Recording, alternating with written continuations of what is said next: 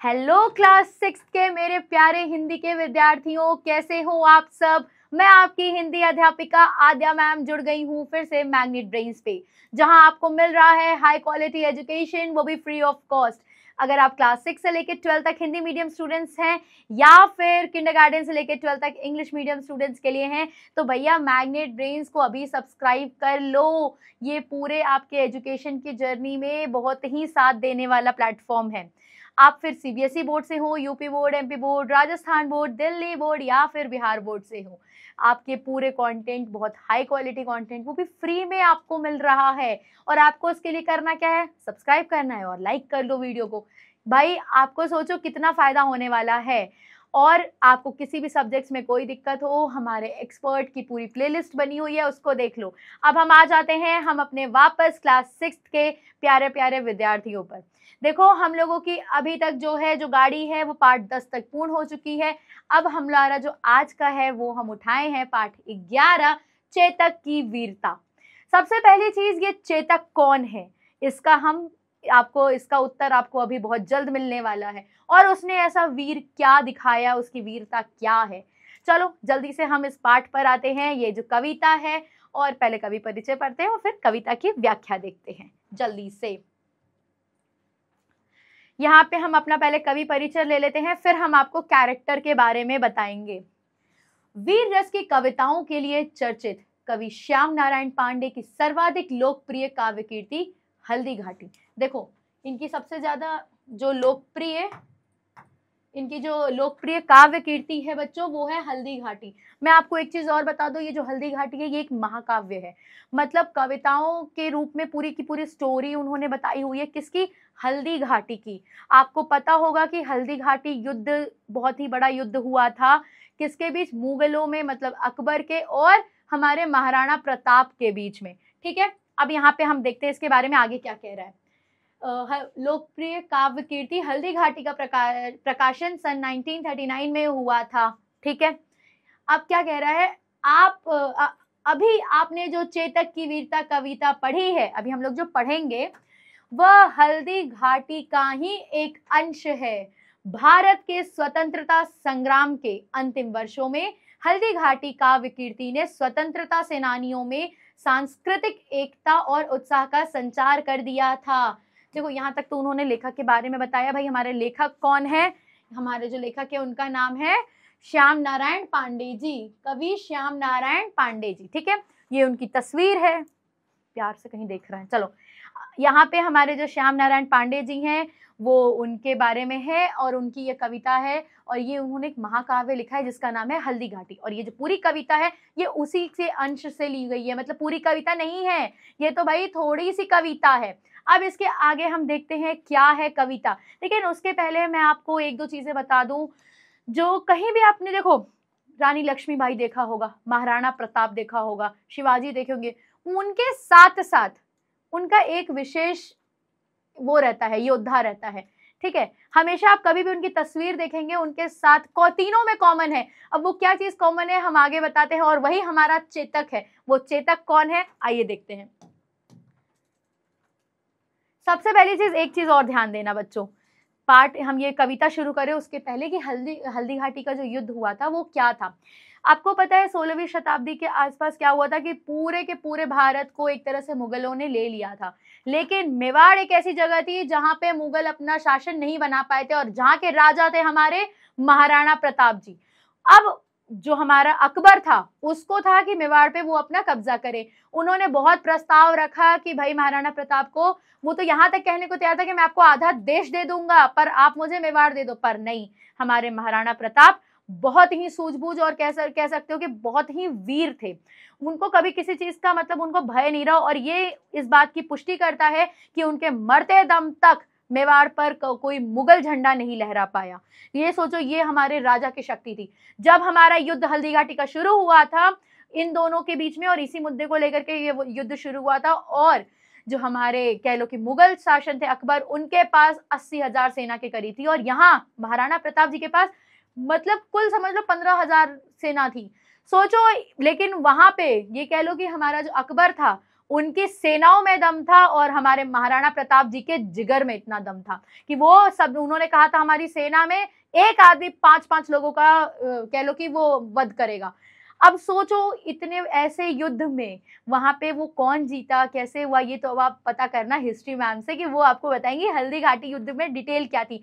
मैं अब आपको यहाँ पे ये बताऊंगी कि उसी युद्ध में ये चेतक कौन था और उसने ऐसा वीर क्या किया था।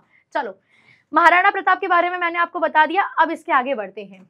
रणबीज चौकड़ी भर भर कर, देखो बच्चों ये जो कविता है ये वीर रस की है, ठीक है, यहाँ पे स्टार्टिंग में लिखा है ना, ये कविता वीर रस की है। वीर रस मतलब ऐसा रस जो कि पढ़ने के साथ मन में उत्साह जग जाए, हमारे अंदर की वीरता हमें दिखे और कह लो कि हमारे मन में जब हम उसको पढ़ रहे हो ना तो एक जोश आ जाए।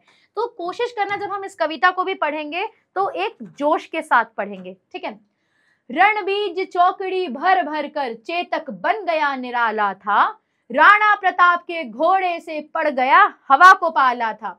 देखो यहाँ पे रणबीज कहते हैं बच्चों, रण मतलब मैदान, रणभूमि कहते हैं ना, रण के मैदान में मतलब ये जो है ना, देखो युद्ध के मैदान के बीच में चौकड़ी, देखो चौकड़ी होता है जैसे मान लो हिरण या घोड़े, 4 पैर वाले जब जानवर उछल उछल के छलांग मारते हैं ना, कूद फान करते हैं, उसको हम लोग कहते हैं चौकड़ी मारना, ठीक है। तो यहाँ पे वही बोल रहा है कि रण के मैदान के बीच में, रणभूमि के बीच में, युद्ध के मैदान के बीच में उछल उछल कर, छलांग मार मार कर, भर भर कर है ना, छलांग मार मार कर चेतक बन गया निराला था। मतलब जो चेतक है वो बहुत ही निराला हो गया था। मतलब देखो चौकड़ी से आपको समझ में आ जाना चाहिए कि वे 4 पैर वाले किसी की बात हो रही है। अब बताओ ऐसी क्या चीज थी जो हमारे शिवाजी महाराज के पास, जो हमारे महाराणा प्रताप जी के पास और हमारी झांसी की रानी लक्ष्मीबाई के पास भी था?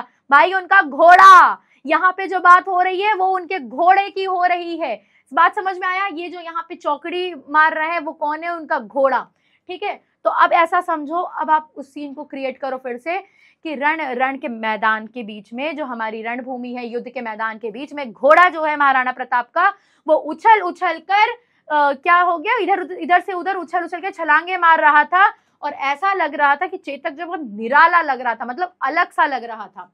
राणा प्रताप के घोड़े से पड़ गया हवा को पाला था। राणा प्रताप का घोड़ा यहाँ पे आ गया ना बच्चों, चेतक कौन है? घोड़ा। क्लियर हो गया? महाराणा प्रताप के घोड़े से पड़ गया हवा को पाला था, मतलब जो घोड़ा है उनका वो इतनी रफ्तार में था, इतनी तेज था कि ऐसा लग रहा था कि वो हवा से बातें कर रहा है। जितनी तेज हवा चल रही है उससे तेज यहाँ पे हमारा घोड़ा चल रहा है। मतलब घोड़ा और हवा के बीच में प्रतिस्पर्धा हो रही थी कि कौन ज्यादा तेज हो सकता है। एक बात पे यहाँ पे आदिशयोक्ति का थोड़ा प्रयोग किया गया है।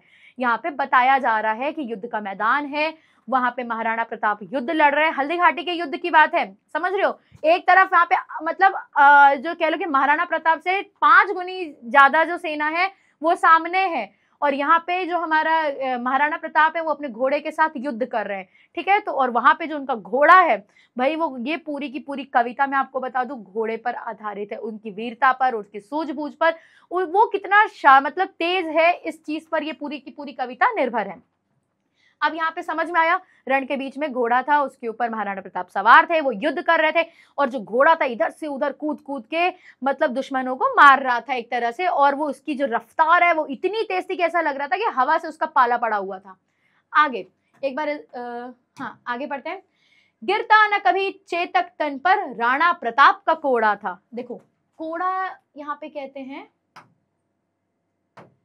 जो कोड़ा है बच्चों ये कहते हैं हंटर।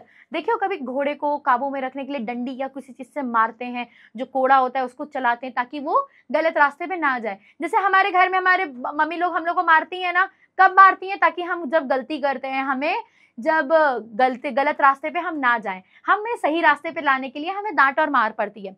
तो यहाँ पे क्या कह रहा है? गिरता ना कभी चेतक तन पर, मतलब चेतक के घोड़े के तन पर कभी भी महाराणा प्रताप का कोड़ा नहीं पड़ा। क्यों नहीं पड़ा? क्योंकि भाई हमारा जो चेतक है, जो हमारा घोड़ा है, वो ऑलरेडी इतना सूझबूझ है उसके अंदर, और वो इतना दिमाग है, और कह लो कि उसने कभी गलत तरीके से गलत किया ही नहीं। जब कोई गलती नहीं करेगा तो उसको मार क्यों पड़ेगी? वो इतना बुद्धिमान है हमारा चेतक कि उसको कभी मारने की जरूरत ही नहीं पड़ी हमारे महाराणा प्रताप को। आगे, वह दौड़ रहा अरिमस्तक पर, यह आसमान पर घोड़ा था। इसका मतलब है बच्चों, वो यहाँ अरिमस्तक कहते हैं दुश्मनों, अरि जहां भी आएगा ना मतलब दुश्मन, ठीक है। मित्र और अरि, मित्र मतलब दोस्त और अरि मतलब दुश्मन, ठीक है। दुश्मनों के सर पर, वहां पे क्या, वो दौड़ रहा दुश्मन के सर पर या आसमान पर घोड़ा था। या फिर देखो यहाँ पे अभी उन्होंने एक तरह से क्या है कि अतिशयोक्ति में दिखाया कि घोड़ा इस रफ्तार से दौड़ रहा था, इस रफ्तार से छलांगे मार रहा था कि लोगों को समझ ही नहीं आ रहा था कि वो लोगों के सर के ऊपर से, लोग कौन, दुश्मन, दुश्मनों के सर के ऊपर से वो दौड़ रहा था या फिर वो घोड़ा ही आसमान में उड़ रहा था। लोगों को कंफ्यूजन हो रही थी, यहाँ पे भ्रम बन रहा था, ठीक है। यहाँ तक क्लियर है। वह दौड़ रहा अरि मस्तक पर या आसमान पर घोड़ा था, वो दुश्मनों के मस्तक पर दौड़ रहा था या वो घोड़ा ही उड़ने वाला था, वो घोड़ा ही आसमान पर था, ये लोगों को समझ ही नहीं आ रहा था। वो घोड़े के बारे में बता रहे हैं कि उनका जो घोड़ा था वो कितना निराला था। उन्होंने बोला है ना, घोड़ा उनका बहुत निराला था। अब वो सब चीजों को प्रूव कर रहे हैं क्यों निराला था, ठीक है। एक बार इसका शब्दार्थ देख लो। रणबीज मतलब युद्ध के मैदान में, चौकड़ी चौपाइयों की दौड़ या फिर छलांग, ठीक है। 4 पैर वाले जो जानवर होते हैं उनकी दौड़ कह लो या फिर उसको छलांग मारना, ठीक है। अरिमस्तक दुश्मन के सिर, ठीक है। आगे बढ़ते हैं। ये देखो हमारे यहाँ महाराणा प्रताप है और ये उनका घोड़ा चेतक। चलो अब कह रहा है, जो तनिक हवा से बाग हिली, लेकर सवार उड़ जाता था, राणा की पुतली फिरी नहीं, तब तक चेतक मुड़ जाता था। देखो बच्चों, अब ये यहाँ पे इस पैराग्राफ में वो बता रहे हैं राणा के और जो हमारा चेतक है उन दोनों के रिश्तों के बारे में। तो जो तनिक हवा सी बाग हिली, मतलब जो थोड़ी सी भी उसकी जो लगाम है वो थोड़ी सी भी हिली घोड़े की, मतलब, और उतनी देर में क्या होता था, जो हमारा जो चेतक है वो सवार लेकर उड़ जाता था। मतलब देखो, इसको ऐसे समझो कि जब हमारे महाराणा प्रताप बैठे हुए हैं घोड़े के ऊपर और उनको अगर हल्का भी ऐसा आभास हुआ कि कहीं से उनको वार होने वाला है, तो वो होता है ना कि कमार तुरंत खींचने लगते हैं। घोड़े को तो थोड़ा भी अगर हिलता था उसके, मतलब राणा प्रताप के, और जो घोड़े को जब जैसे लगाम पकड़ते थोड़ी भी हलचल होती थी ना, जैसे हल्की सी भी हवा हिलती थी, तो जैसे होता है ना बाग में हल्के से भी हवा हिलने पे पत्ते हिलते हैं, वैसे अगर हल्का से भी इनके हाथ वाथ होते थे। हमारा जो चेतक है वो इतना समझदार था, वो पहले ही सवार कौन है बच्चों, महाराणा प्रताप, तो उनको लेकर के वो उड़ जाता था, मतलब उनको समस्या से बाहर निकाल लेता था। राणा की पुतली फिरी नहीं, देखो पुतली किसे कहते हैं, पुतली जो हमारी आंख होती है उसके ये जो काला वाला हिस्सा है ना, गोल वाला, इसको हम कहते हैं पुतली, ठीक है। तो यहाँ पे यही बोल रहा है कि राणा की पुतली फिरी नहीं। अब देखो इसका मतलब क्या है, जैसे मान लो अगर तुम्हें कहीं जाना है, मान लो तुम्हें उस कॉर्नर पे जाना है, तो सबसे पहली चीज तुम वहां देखोगे, तुम्हारी नजर वहां जाएगी, फिर तुम अपना हाथ पैर बाकी के शरीर के अंग उस तरफ लेके जाओगे। उसी प्रकार जब महाराणा प्रताप घोड़े के ऊपर सवार थे, चेतक के ऊपर, तो वहां युद्ध का सीन था, तो वो जैसे ही इधर उधर वो सोचे कि इधर बचाव के लिए जा सकते, तो जैसे ही उनकी पुतली गई नहीं, तब तक तो जो हमारा चेतक था वो महाराणा प्रताप को लेके उस जगह पहुंच जाता था। मतलब हल्का भी अगर राणा प्रताप के इधर से उधर उनका आभास होता था चेतक को कि उनके एक्शन में थोड़ा भी बदलाव हो रहा है, वो तुरंत उसके एक्शन को पूरा कर देता था जो महाराणा प्रताप सोच रहे थे। कहने का तात्पर्य बच्चों इन दोनों लाइन में ये बोल रहा है कि जो घोड़ा है, उनका जो चेतक है, वो महाराणा प्रताप के हर एक्शन को बहुत अच्छे से समझता है और वो बहुत अच्छे से समझ रहा है कि उनके जो मालिक हैं वो क्या कहना चाह रहे हैं। जैसे मान लो अगर आपने अपने घर में एक कुत्ते के बच्चे को पाला है, ठीक है, अब वो जो कुत्ते का बच्चा है आप उसको ट्रेन करते हो, बैठो, जैसे आपने उंगली दिखाई आंख ऊपर की, वो बैठ जाता है, आपके आते ही पूंछ हिलाने लगता है, तो आपके उसको बहुत सारी चीजें उसको सिखाते हो, जैसे सिखाते हो ना वैसे ही। और फिर एक टाइम के बाद होता है, उसको भी पता रहता है कि जब तक आप बैठोगे नहीं कुत्ता, वो जब तक बच्चा बैठेगा नहीं तब तक आप उसको खाना नहीं दोगे। तो उसी प्रकार आपका और एक कुत्ते के बीच में भी एक रिश्ता बन जाता है। वही रिश्ता यहाँ पे महाराणा प्रताप और उनके घोड़े चेतक का है। दोनों, मतलब जो चेतक है वो इतना बुद्धिमान है, इतना समझदार है, वो अपने मालिक को इतनी भली भांति जानता है कि उनको कुछ बोलने की जरूरत ही नहीं पड़ती, उसके पहले ही हमारा जो घोड़ा है, जो हमारा चेतक है, वो एक्शन करके रेडी हो जाता है। अब इसको फिर से पढ़ना, अर्थ समझने के बाद आपके दिमाग में क्लियर हो जाएगी। जो तनिक हवा से बाग हिली, जो हल्की भी बाग उनकी जो है लगाम हल्का सा भी हिलता है, लेकर सवार उड़ जाता था। लेकर सवार मतलब जो हमारे महाराणा प्रताप है उनको लेकर उड़ जाता था। राणा की पुतली फिरी नहीं, राणा जो हमारे महाराणा प्रताप है उनकी पुतली फिरी नहीं, तब तक घोड़ा मुड़ जाता था। समझ में आया? उनके देखने के पहले ही उनका जो एक्शन है वो घोड़ा कर देता था। आगे, कौशल दिखलाया चालों में। कौशल, देखो कौशल कहते हैं बच्चों निपुणता से। अब इसका मैं एक और चीज आपको बता देती हूँ। जो शब्द है कौशल, ये कविता से थोड़ा सा हटके है। कौशल कहाँ से आया? कौशल बना है कुशलता से। और कुशलता कैसे आई? ये कुश से। देखो कुश क्या होता है ना, एक तरह की घास होती थी जिसको निकालने में और बनाने में बहुत कह लो कि मुश्किल होती है, और ये काम वही कर सकता था जो पूरी तरह से उस कार्य को करने में निपुण हो, पूरे मतलब अच्छे तरीके से बहुत पारंगत हो, वही ये काम कर सकते थे, क्योंकि इसमें बहुत धैर्य की जरूरत है और बहुत मतलब मेहनत चाहिए और समझदारी सूझबूझ भी चाहिए। तो जनरली हम लोग जब ये वर्ड यूज करते थे ना, कुशलता मतलब जो कुश के काम में कह लो निपुण था, पर थोड़े टाइम के बाद हम लोगों ने कुशलता एक तरह से कह लो विशेषण ले लिया किसी को भी संबोधित करने में जब हम निपुणता की बात करते हैं, और वही कुशलता से शब्द आया है कौशल। ठीक है, चलो वापस आ जाते हैं। यहाँ पे कह रहा है कौशल दिखलाया चालों में, मतलब घोड़े की जो चाल है उसमें अपनी निपुणता दिखाई कि वो जो घोड़ा है वो पूरी तरह से निपुण है वो कार्य करने में, मतलब उसकी जो चाल है वो बहुत ही बेहतरीन है। उड़ गया भयानक भालों में, देखो इसका कह रहे हैं उड़ गया भयानक भालों में, मतलब देखो यहाँ पे अतिशयोक्ति अलंकार है, ऐसा नहीं है कि घोड़ा उड़ गया है। अच्छा, अगर आपको अलंकार पढ़ना है, अलंकार क्या है, क्या उसके में क्या क्या भेद हो सकते हैं, तो कमेंट सेक्शन में मुझे बताना, मैं उसके लिए अलग से आपके लिए वीडियो बनाऊंगी। चलो, उड़ गया भयानक भालों में, मतलब देखो युद्ध का पूरा सीन बना हुआ है। ठीक है, यहाँ से लोग वॉर कर रहे हैं, वहां से अटैक हो रहा है, डिफेंड हो रहा है, वहां पे तलवारें चल रही हैं। भाले क्या होता है पहले इसका सुनो, ये जो भालो लिखा है इसका मतलब होता है भाल। भाल एक तरह का शस्त्र होता है जो नीचे लंबा होता है और ऊपर से नोकीला होता है। आपने देखा होगा ना, ऐसे द्वारपाल लोग जो लेके खड़े रहते हैं कई जगह पे, आपने देखा होगा, वो वाला होता है भाल, जो ऐसा होता है उसका थोड़ा सा, ये मतलब मेरी ड्राइंग तो खैर उतनी अच्छी है नहीं, ऐसे करके थोड़ा सा उसका मतलब बनता है, तो ये होता है भाल। ठीक है, तो यहाँ पे कह रहा है कि अब वहां पे लोग भाल फेंक रहे हैं इधर से उधर, लेकिन जो हमारा वीर चेतक है वो पहले ही उड़ जाता है। मतलब उन लोग जो अटैक करने की, दुश्मन लोग अटैक करने की कोशिश कर रहे थे महाराणा प्रताप पे, लेकिन जो हमारा घोड़ा है, जो हमारा चेतक है, वो पहले ही डिफेंड करके तैयार हो जाता है।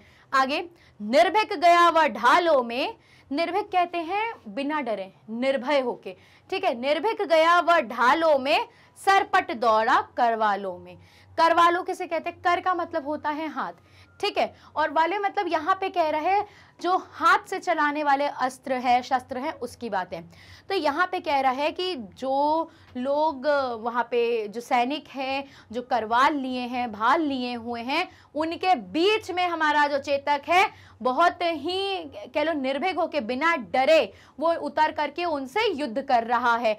अब यहाँ पे देखो, ये जो ढाल है ना, इसका एक और अर्थ हो सकता है, निर्भीक गया वह ढालों में, मतलब जो हमारा चेतक है कहीं ना कहीं वो भी ढाल बना हुआ है किसकी? महाराणा प्रताप की, कि महाराणा प्रताप को कोई आंच ना आए, महाराणा प्रताप को बचाने के लिए वो हर संभव तरीका आजमा लेता है और उसके हिसाब से वो कार्य करता है।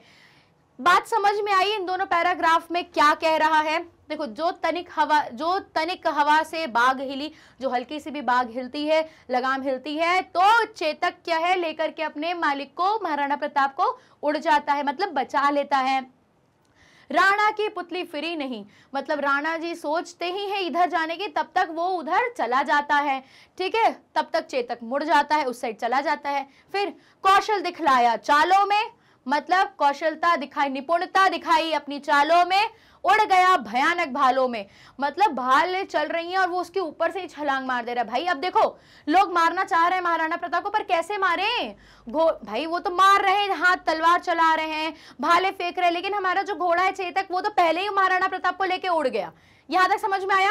फिर निर्भीक गया वह ढालों में, सरपट दौड़ा करवालों में, मतलब जो वहां पे सैनिक हैं, जो अस्त्र शस्त्र लेकर खड़े हैं और जो ढाल लेकर के खड़े, ढाल एक तरह का वो भी होता है जिसे लोग अपने आप को बचाव के लिए इस्तेमाल करते हैं, तो सैनिकों के लिए भी यहाँ पे जिक्र है। ठीक है, तो यहाँ पे दोनों चीजें हैं। अब यहाँ पे मतलब वो सैनिकों के बीच में घुस करके राणा प्रताप को हर तरह से बचा रहा था और वो निर्भीक था। भाई अगर वो भयभीत हो जाता तो फिर वीर कैसे कहलाता? और हमारे इस पूरी कविता का शीर्षक क्या है?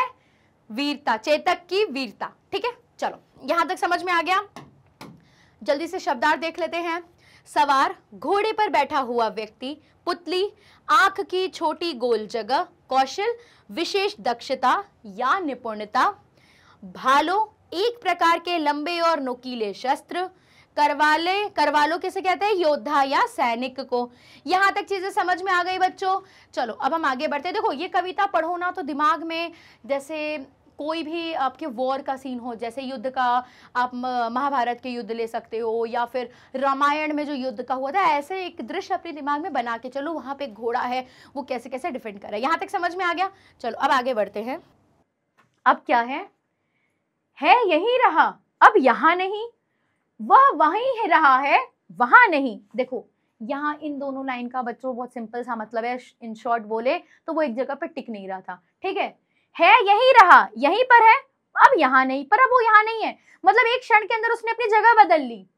वह वहीं रहा है, वो वहां है लेकिन वहां नहीं, फिर उसने वहां से जगह बदल ली। मतलब हर क्षण वो अपनी जगह बदल रहा था। जो वहां पे कह लो कि जो उनके विरोधी थे, जो उनके दुश्मन थे, वो समझ ही नहीं पा रहे थे कि वो जो घोड़ा है वो महाराणा प्रताप को लेके कहाँ कहाँ चला जा रहा है, कोई समझ ही नहीं पा रहा है। उसकी अगली चाल क्या होगी ये कोई नहीं समझ पा रहा था। यहाँ पे वो समझ लो, वही जो मैं आपको बताई ना कि रावण कभी यहाँ प्रकट हो रहा था, फिर गायब होकर दूसरी जगह आ जा रहा था, तो होता नहीं, समझ में नहीं आ रहा था राम जी को, लक्ष्मण जी को, कि वो किस दिशा में बाण मारे जाके वो रावण को लगे। एक बात पे समझ रहे? तो वैसे ही यहाँ पे घोड़ा हो रहा था, कभी इधर से आ रहा था, कभी इधर से आ रहा था, कहीं कहीं चला जा रहा था, किसी को कुछ समझ नहीं आ रहा था।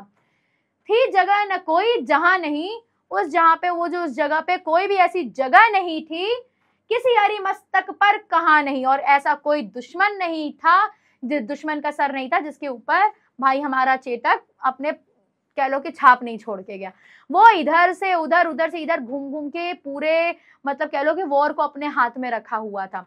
ठीक है वो एक जगह पे टिका नहीं था, ये बात इससे मेन तौर पे यही बात आ रही है। बढ़ते नद सा वह लहर गया। देखो बच्चों यहाँ पे नद सा लिखा है। अब जनरली नद यहाँ पे जो मतलब दिया है वो तो नदी दिया है, ठीक है, लेकिन आपको एक चीज पता है कि हमारे जो नदियां तो है स्त्रीलिंग, लेकिन हमारे यहाँ 4 नद भी बोले जाते हैं जो पुल्लिंग है। सबसे पहले है दामोदर, दूसरा आता है सिंधु, तीसरा है ब्रह्मपुत्र और चौथा है सोम। ये जो 4 हैं इनको नद बोला जाता है, इनको नदियां नहीं बोली जाती हैं। हालांकि लोग बोलने में बोलते हैं, पर आप कभी इस पर अगर गौर करोगे, कभी ढूंढोगे तो आपको ये चीज पता चलेगा, नद मतलब स्त्रीलिंग का एक तरह से पुल्लिंग बोला जाता है। अब लेकिन यहाँ पे नदी के रूप में ही लिया गया है। बढ़ते नद सा वह लहर गया। देखो जब नदियां बढ़ती हैं तो क्या होता है, वो अपने आसपास के जो भी चीजें हैं, जो जगह है, उसको अपने अंदर समा लेती हैं। उसी प्रकार जो हमारा घोड़ा है भाई, जैसे जैसे वो आगे बढ़ता जा रहा था, वो नदी के समान लग रहा था, वो सारे दुश्मनों को खत्म करता जा रहा था, अपने अंदर लेते जा रहा था, मतलब मारता जा रहा था। वो आगे बढ़ रहा था और बढ़ने के साथ साथ पूरे अपने अंदर क्या कर रहा था, सारे मतलब जो उनके दुश्मन है उनको मारता जा रहा था। जैसे नदी आगे बढ़ती है और उसके आसपास चाहे घर हो, बाढ़ आती है ना, तो क्या बाढ़ कैसे आती है, वो घर उसके अंदर ले लेती है। नदी का पानी जैसे जैसे बढ़ता है वो सारा चीजें अपने अंदर समा लेती है। वही चीज यहाँ पे ये कह रहा है, बढ़ते नद सा वह लहर गया। जैसे जो नदियां बढ़ती हैं उनकी लहर की तरह क्या है, वो लहर गया, मतलब वो आते के साथ लोगों, जैसे लहर अगर कभी रहो तो बहुत तेज अगर आएगी ना तो आपको मारेगी, चोट लगेगा। उसी प्रकार हमारे नदी यहाँ पे चेतक का काम था। वह गया गया फिर ठहर गया। लोगों को लगा वो गया गया फिर वो ठहर गया, मतलब कि उसकी अगली चाल भाई हमारे ओपोनेंट वाले बिल्कुल नहीं समझ पा रहे थे। यहाँ पे ठहर गया मतलब रुक गया। फिर आगे क्या है, विकराल वज्रमय बादल सा अरि की सेना पर घर गया। अब देखो विकराल मतलब भयानक, ठीक है, वज्रमय, देखो वज्रमय का दिया है वज्र के समान, ठीक है, ठोस और शक्तिशाली।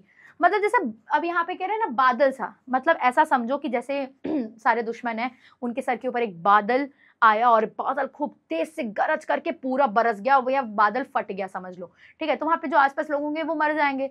भाई हमारा चेतक भी इसी प्रकार था, वो लोगों के ऊपर से ऐसा आ रहा था कि वो ऐसा जब लग रहा था कि बस वो ना वज्र पहाड़ से, इतना शक्तिशाली था वो, इतना भयानक विकराल लग रहा था, भयानक और वज्रमय मतलब वज्र के समान शक्तिशाली। वो बादल सा अरि की सेना पर घर गया। घर गया मतलब जो अरि, मैंने बताया दुश्मनों की सेना के ऊपर वो जा करके अब यहाँ पे घर गया, देखो बादल है तो वो तो भाई गड़गड़ाएंगे या फिर गरजेंगे या फिर फटेंगे, लेकिन यहाँ पे हमारा घोड़ा है, तो घोड़ा क्या कर रहा था भाई, उनके ऊपर जा करके ऐसा लग रहा था कि वो बादल की तरह वो गरज रहा है और वो लोगों को मतलब मारता जा रहा था युद्ध में। ठीक है, यहाँ तक समझ में आया। अब समझ में आया कविता का नाम हमारे चेतक की वीरता क्यों लिखा है, क्योंकि पूरे हल्दी घाटी के इस वाले जो इन्होंने महाकाव्य लिखी है उसमें महाराणा प्रताप का जिक्र नहीं है, यहाँ पे किसका है, उनके घोड़े का है। ठीक है, ये आपने घोड़ा देखा। चलो आगे बढ़ते हैं, एक बार शब्दार्थ देख लेते हैं। नदसा नदी की तरह, विकराल भयानक या डरावना, वज्रमय वज्र के समान ठोस और शक्तिशाली, और घर गया मतलब गरज उठा या गूंज उठा, ठहर गया मतलब रुक गया। चलो आगे, अब अंतिम पे आ गए। भाला गिर गया गिरा निशंग, देखो पहले निशंग का मतलब होता है बच्चों हथियार। ठीक है, भाला गिर गया मतलब लोगों के, जब वो ऐसा देख रहे थे लोगों के हाथ से भाला गिर गया, तलवारें गिर गई, हथियार गिर गए। हाई टापो के खन गया अंग, देखो हाई टापो किसको कहते हैं, हाई टाप कहते हैं घोड़े की, जब हम घोड़ा चलता है ना तो उसके टक टक टक टक टक टक वाली जो आवाज जो धरती पे उसके पैर पड़ते हैं, जो हमें ध्वनि समझ में आती है ना, तो यहाँ हाई कहते हैं बच्चों किसको, घोड़े को। ठीक है, टापो मतलब उसके कदमों की आवाज। ठीक है, हाई टोपो की खन गया अंग, देखो अब यहाँ पे कह रहे हैं हाई टोपो के खन गया अंग, मतलब जब हमारा घोड़ा, जो हमारा चेतक है, वो जब चल रहा था तो वो लोगों के जो दुश्मन हैं उनके हथियार गिर रहे थे, उनकी तलवार गिर रहे थे। क्यों? क्योंकि घोड़ा अपनी चाल से ही उनके सर के, उनके शरीर के टुकड़े कर रहा था। खन का मतलब होता है बच्चों टुकड़े, किसका टुकड़ा किया, अंग का, दुश्मनों का। अपने कह लो कि अपनी चाल से ही अपने जो उसके पैर हैं वो उड़ उड़ करके क्या कर रहा था, उनके जो शरीर है उनके शरीर के टुकड़े करता जा रहा था। वो इतनी रफ्तार से चल रहा था कि लोगों को समझ ही नहीं आ रहा था कि वो किधर से आएगा, क्या करेगा, और अपने आते आते बीच में जो भी आ रहे थे सबको अपने केवल अपने पैर के मतलब जो टापे होती हैं उसी से वो उनको खत्म करता जा रहा था, उनके शरीर के टुकड़े टुकड़े करता जा रहा था। आप ऐसे समझो कि अगर कभी आपने देखा हो कि कोई घोड़ा जा रहा है और उसके बीच में अगर कोई आ जाए तो भाई उसकी फिर हड्डियां को तो फिर राम राम सत्य है हो जाता है, समझ रहे हो। तो ये वहीं पर बता रहे हो, और ये तो भाई क्रोध में घोड़ा है। हाँ, और ये तो भाई, और ये घोड़े में भी मतलब समझ लो कि ये वीर चेतक की बात हो रही है, घोड़े में भी सर्वश्रेष्ठ। तो फिर समझो कि वहां दुश्मनों का क्या हाल होगा। बैरी समाज रह गया दंग, घोड़े का ऐसा देख रंग। बैरी समाज कहते हैं बच्चों दुश्मनों का जो समाज है, बैरी समाज मतलब दुश्मनों का जो समाज था, जो समूह था, वो रह गया दंग। दंग रह गया मतलब हैरान रह गया। क्यों हैरान रह गया? घोड़े का ऐसा देख रंग, घोड़े का ऐसा रंग देख करके जो हमारा दुश्मन का जो हमारे समूह था वो हैरान रह गया। मतलब ये समझो कि भाई हमारे भारत की इंसान, राजा को तो छोड़ ही दो, राजा की तो भी बात ही नहीं किया है, वहां के घोड़े में इतना दम था कि वो सामने जो 80,000 उनकी सेना थी मुगलों की, वो घोड़े से ही हमारी डर गई। और क्योंकि हमारा घोड़ा ही इतना विशेष था, और इसका नाम क्या था बच्चों? चेतक। अब आपको समझ में आया, जो हमारे ये श्याम नारायण पांडे जी हैं उन्होंने इसका नाम चेतक की वीरता क्यों रखा। चेतक उनका महाराणा प्रताप जी का घोड़ा था, और ये हल्दी घाटी के युद्ध का पूरी तरह से वर्णन किया है कि ये युद्ध कैसे हुआ, कहाँ हुआ, मतलब जो जनरली वो युद्ध में घोड़े का क्या रोल था वो इस पूरी कविता में उन्होंने दिखाया है। और मुझे ऐसे उम्मीद करती हूँ कि आपको ये चीजें समझ में आ गई होंगी। कमेंट सेक्शन में बताइए अगर आपको कोई भी डाउट है अभी भी तो। ठीक है, इसका शब्दार्थ देख लेते हैं। निशंग मतलब हथियार, हाई टापो घोड़े की चालें, वैरी समाज दुश्मनों का समूह, दंग हैरान या चकित। ठीक है, आपने अगर आगे भी कभी सुना होगा या नहीं भी सुना तो आगे जरूर सुनेंगे। इसी हल्दी घाटी की एक 4 लाइन की पंक्ति है कि सामने पड़ी नदियां अपार, घोड़ा कैसे उतरे पार, राणा ने सोचा इस पार, तब तक चेतक था उस पार। मतलब ये भाई महाराणा प्रताप और घोड़े के कह लो कि पूरे रिश्ते को बखूबी दिखाता है कि मालिक यहाँ सोचा, तब तक तो भाई हमारा जो घोड़ा है चेतक वो तो उस पार चला ही गया। सामने नदी थी, नदियां कैसे पार होंगी, चेतक जी वो हमारे जो महाराणा प्रताप है वो इस पार खड़े होके सोच ही रहे थे, इतने में हमारा जो घोड़ा है वो तो छलांग मार के नदियां पार भी कर लिया। ये मतलब चेतक की वीरता का दर्शा रहा है। और ये भी जो है ये पूरे की पूरी ये जो कविता है ये आपके किससे ली गई है? हल्दी घाटी, जो कि एक महाकाव्य है जिसके हमारे कवि हैं श्याम नारायण पांडे जी। समझ में आया बच्चों आपको इस कविता में क्या कह रहा है? और ये जो कविता है बच्चों बहुत ही बड़ी है, महाकाव्य है, मतलब बहुत बड़ी कविता है, और ये उसका कुछ अंश लिया है। मुझे जहां तक ज्ञात है, ये जो आपका पहला पैराग्राफ है ना, रणबीज चौकड़ी भरकर, ये जो है ये 13वां पैराग्राफ है हल्दी घाटी के उसका, आप चेक कर लेना, तो मैंने एडिशनल बता दिया आपको ये, ठीक है। आपको यहाँ समझ में आया? पहले वाले में वो कह रहे हैं कि जो हमारा घोड़ा है वो उछल कूद कर करके इधर उधर वो एकदम निराला बन गया था, और वो उसका वो जो है हवा की रफ्तार से उसका मतलब अपने आप को कह लो कि वो वहां पे चल रहा था, उसकी जो चाल थी वो हवा से बातें कर रही थी। दूसरे में कहता है कि जो हमारे महाराणा प्रताप है उन्होंने कभी भी चेतक को नहीं मारा, क्योंकि जो उनका घोड़ा है वो पहले से ही बहुत बुद्धिमान है, और दुश्मनों पर मतलब लोगों को समझ ही नहीं आ रहा था कि दुश्मनों के सर पे वो घोड़ा चल रहा है या फिर वो घोड़ा खुद ही आसमान पे लगा हुआ है। नेक्स्ट बोल रहा है जो तनिक हवा से बाघ हिली लेकर सवार उड़ जाता, मतलब अगर थोड़ा भी ऐसा लगता था कि भाई जो हमारे जो सवार हैं, जो उनके महाराणा प्रताप है, उन पे अगर हल्की भी आहट होती थी कि भाई किसी प्रकार के संकट की, तो घोड़ा लेकर के पहले ही उनको उड़ जाता था। और महाराणा प्रताप से उनके इतने अच्छे रिश्ते थे कि वो इंस्ट्रक्शन देने से पहले ही वो उनके कार्य को पूरा कर देता था उन्हीं के अनुसार। फिर कौशल दिखलाया चालों में उड़ गया भयानक, मतलब फिर यहाँ पे युद्ध का किया है कि उनके जो जो भाई अगर वो इतना अच्छा चाल चल रहा है, बिना मालिक के पुतली घूमी नहीं तब तक वो उधर ही मुड़ गया, इतने अच्छे से अपने मालिक को समझ रहा है, मतलब कि भाई ये भी समझ रहे हो ना कि जो हमारा ये है कि जो चाल है उसकी वो कितनी अच्छी हो सकती, तो उसने कौशलता दिखाई, वो निपुणता दिखाई अपनी चालों में, और भयानक भाल, मतलब इधर से उधर वॉर का सीन चल रहा है, वो तो हमारा, लेकिन हमारा जो घोड़ा है चेतक वो तो उन सब के ऊपर से ही उड़ रहा था, उसको कोई दिक्कत नहीं थी, बिना निर्भय होकर के दुश्मनों की सेना पर वो टूट पड़ रहा था, उनको मार रहा था। ठीक है, आगे फिर यहाँ पे कह रहे हैं वो एक जगह पे भी नहीं टिक रहा था, कभी यहाँ तो कभी वहां, लोग समझ ही नहीं पा रहे थे उसकी अगली चाल है क्या। ठीक है, और यहाँ पे बोला था कि अरिमस्तक पर कहीं नहीं, कभी ऐसा लग रहा था किसी दुश्मनों के सर पे है, कभी यहाँ, कोई समझ ही नहीं पा रहा था वो है किस जगह। फिर बढ़ते नाथ सा वह लहर गया, वह गया गया फिर ठहर गया, मतलब उसकी चाल वही कोई समझ नहीं पाया, और वो लोगों के ऊपर ऐसा विकराल मतलब डरावने भयानक बादल के समान गरज रहा था, और जैसे ही भाई बादल के नीचे आने पे लोगों की मौत हो जाती है अगर बादल फटता है, तो उसी प्रकार हमारा घोड़ा जो है वो भी उनके सर पे ही था, मतलब ये समझ लो कि जमीन पे दिख नहीं रहा था, कभी इधर छलांग मार रहा था, चौकड़ी मार रहा था। ठीक है, आगे बढ़ते हैं, लास्ट में बोल रहा है भाला गिर गया गिरा निशंग, हाय टापो की खन गया अंग। देखो हाय टापो से क्या गया, खन गया अंग, मतलब किसका, दुश्मनों का जो अंग है वो टूट, उसके टुकड़े टुकड़े हो गए, किससे, घोड़े के केवल कदम से वो उसके ऊपर चढ़ चढ़ के उनके शरीर के टुकड़े टुकड़े कर दिया। और जो दुश्मनों का जो मतलब बैरी समाज है, जो दुश्मनों का समाज है, वो देख करके भाई बहुत ही दंग रह गए कि क्या घोड़ा, एक घोड़ा जो है वो इतने लोगों पर भारी पड़ गया था, पूरे इतनी सेनाओं को उसने खुद ही खत्म कर दिया। तो भाई सोचो, जिस देश की सेना इतनी अच्छी थी, सेना छोड़ो मतलब जिस देश में राजाओं तो अच्छे थे ही, वहां के जानवर में भी इतनी कुशलता थी, इतने सूझबूझ थी, इतनी बुद्धिमानी थी, और घोड़े तक कितने वीर थे। अब आपको समझ में आया कि हमारे महाराणा प्रताप का जो सारथी था, उनका घोड़ा वो कितना महान है। चलो, अब मैं उसी उम्मीद करती हूँ कि आपको ये पूरी कविता समझ आ गई होगी, और हम नेक्स्ट वीडियो में मिलते हैं इसके एनसीईआरटी सॉल्यूशन के साथ। तब तक कोई भी डाउट हो कमेंट करिएगा। हमारे मैग्नेट ब्रेन्स के आपको किसी भी सब्जेक्ट में डाउट हो भाई, उसकी प्लेलिस्ट देख लीजिएगा, वेबसाइट देख लीजिएगा, मोबाइल एप्लीकेशन को भी डाउनलोड कर लीजिए।